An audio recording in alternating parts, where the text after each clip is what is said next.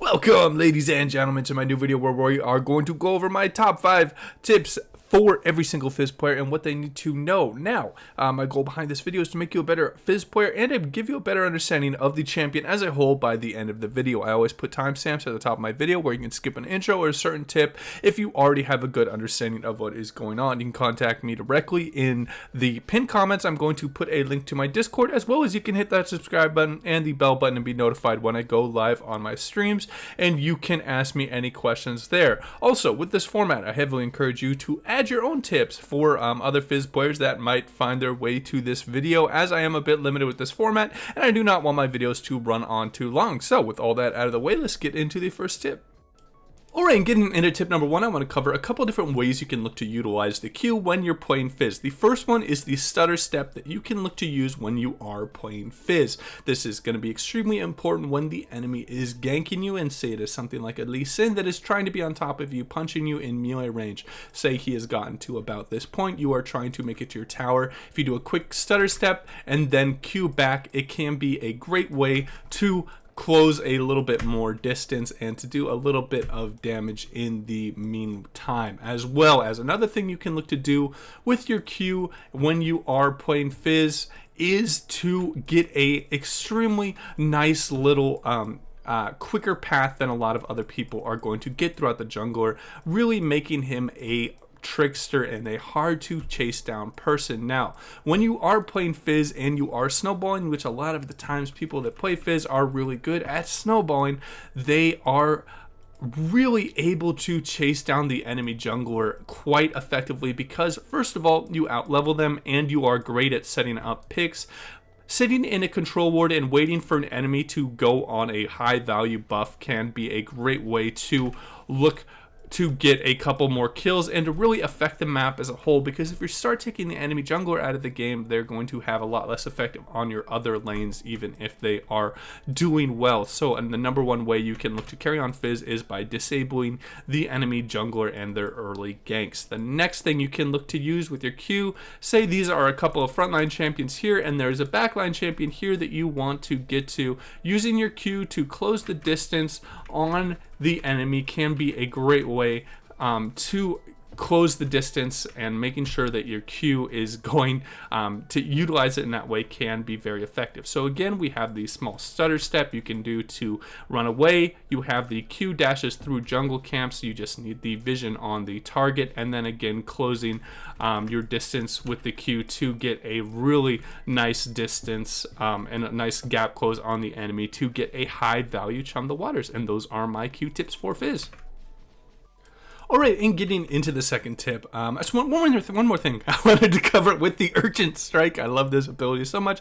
Is if you are playing against a champion that you know you can really burst out, maybe you have a couple kills and they are pretty weak at the moment, you can look to guarantee your Chum the Waters. You do not have to throw a max range ultimate a lot of the times to one-shot enemy targets. I know you do more damage the farther away, but if you just want the guaranteed knockup and CC and a bit of extra damage of the ultimate, your Urchin Strike can almost nearly guarantee a land. If you are R'ing right during your Q, it can be quite effective. Next up, for tip number 2, I want to talk about the Seastone Trident in a very basic trading pattern you can look to do when you are playing Fizz. As Electrocute is the most common ability, a very quick and easy type of trade you can look to take on an enemy is queuing in auto W, and that is going to proc your Electrocute. It is going to give you the passive damage of the Seastone Trident as well as the active damage that is going to be applied, and this is going to be a very safe trade for Fizz because you are getting your Electrocute proc off with 2 of your abilities.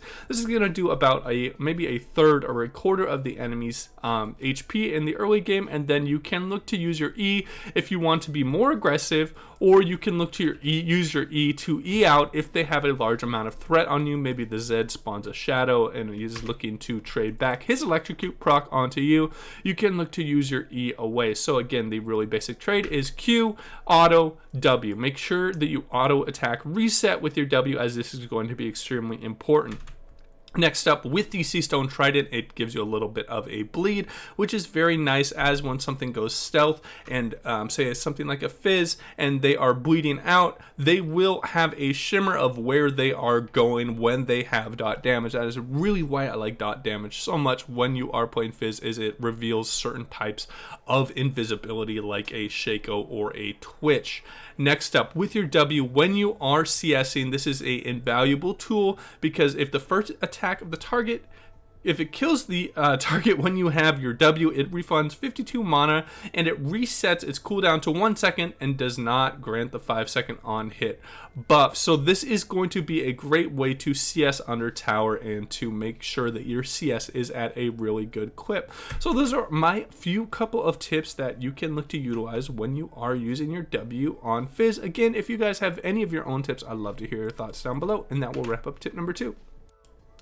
Alright, and getting into my absolute favorite ability, and I think every Fizz player's favorite ability, and that is his Playful Trickster, as it is extremely strong, and it is so infuriating, making you untargetable and really setting up really strong plays. The first thing I want to cover with this is that it has 2 different dashes that you can jump over walls with, and just getting really used to its different distances can be quite effective. So, for example, first E here, second E back, first E air, first E there, first E there, first E, second E, first E, second E. You have to be extremely quick if you want to double jump the wall. If you wait too long, it will not give you enough time within the E to do the second part. So making sure that if you want to do a double jump, to double tap your E when you are playing Fizz.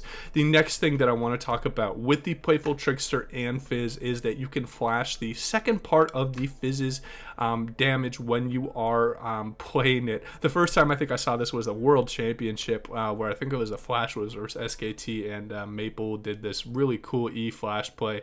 This is like this is a really long time ago, so it was really cool, and Maple was able to get like a flash kill on Faker because he was flashing the second part of his E. So for example, I'm going to show you real quickly here.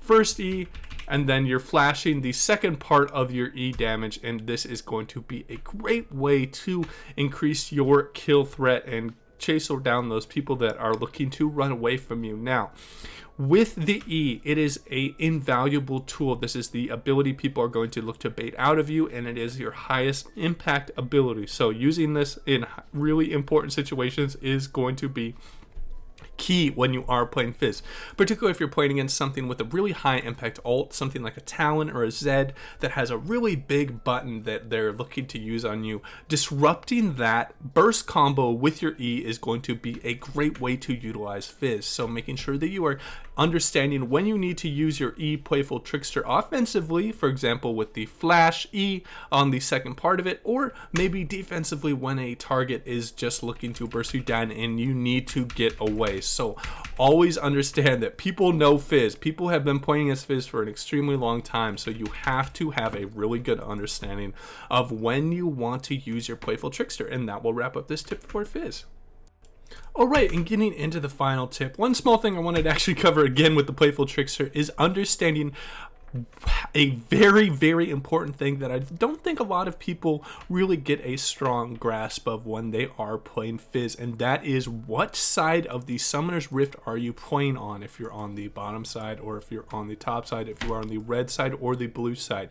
So naturally there is a thick wall on this side, and then there is a thick wall on this side. You are unable to E over these walls when you are playing Fizz. It is just too long of a distance when you are playing it. You are able to flash over it, but if you are playing on the skinny side here, and you can use your E over. So understanding that if you are playing on the top side of the lane on this side, you are not going to be as safe as when you are playing on the bottom side of this side, and then vice versa. If you are playing on this part of the Summoner's Rift, fading towards this side when you are in a really high pressure lane is going to be great because you can E over the wall. So play to Fizz's escape routes when you are on when you are playing Fizz. Okay, with all that out of the way, with all the E-tips out of the way, let's start going over Chum the Waters. As again, as what I covered with the Q, you can look to guarantee the ultimate to land on targets by augmenting it with the Q.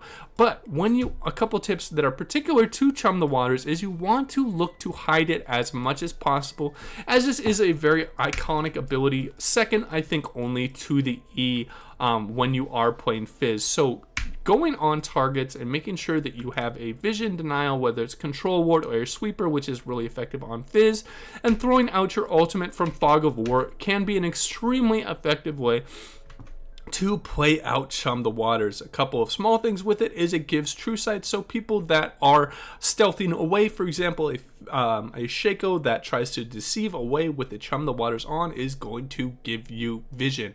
Also, smaller things, if you are playing with something like a Yasuo in the bot or the top lane, or you're playing a more of an off meta lane, you're maybe playing jungle or top Fizz, you can provide a knock up to Yasuo and it's going to be extremely effective. Another thing that you want to look out for when you are playing Fizz and looking to use your Chum the Waters is look to take advantage of your allies' slows, stuns, and CC setups, as this can make for extremely easy ultimates when you are playing Fizz. Those are my few tips that you can look to utilize when you are playing Fizz, and that will wrap up this tip.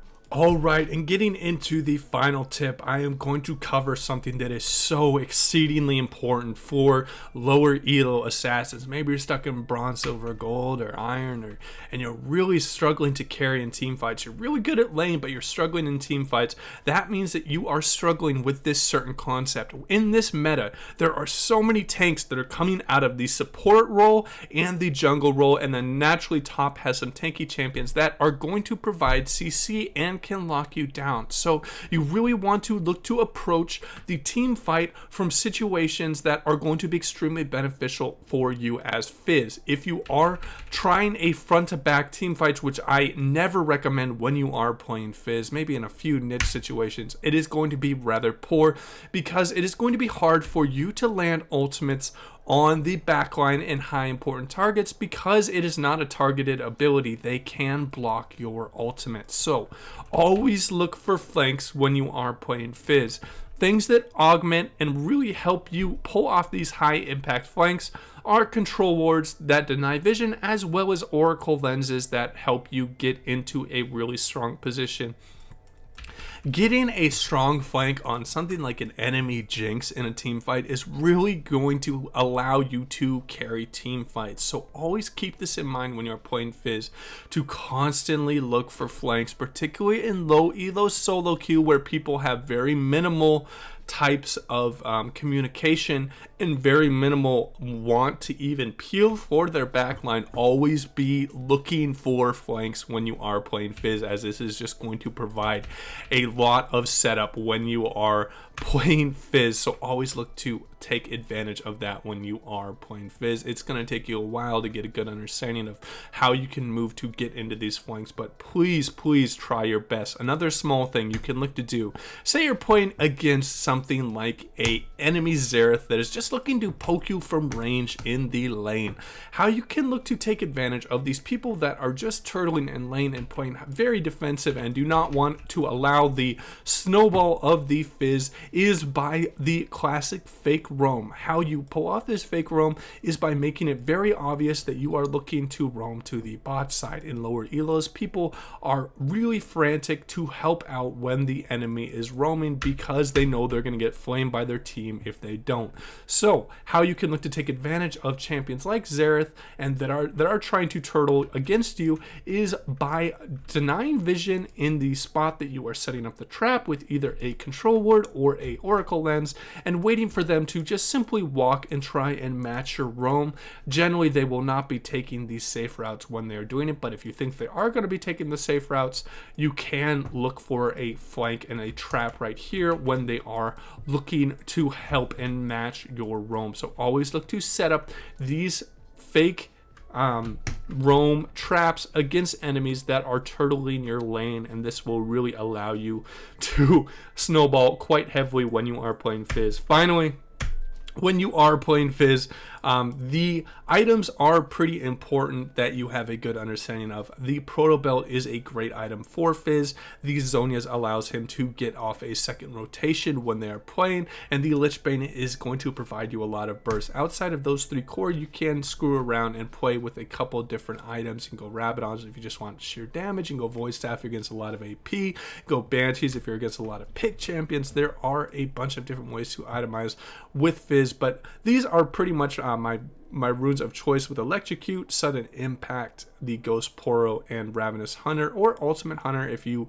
don't think you need the extra healing that is provided from Ravenous Hunter. There's an offensive and a defensive way to play it, and there's a couple different ways you can look to play out your secondary rune set if you want to get the 10% CDR from Transcendence, and there's just a couple different ways you can look to play it out, but this is just my general type of runes when I am looking to play Fizz. And that will wrap up my final tip, guys. If you have any questions for me, you can hit me up in the comments down below. You can join the Discord, or you can wait for one of my streams. Make sure to hit that bell button, subscribe, and like the video. And as always, guys, take it easy.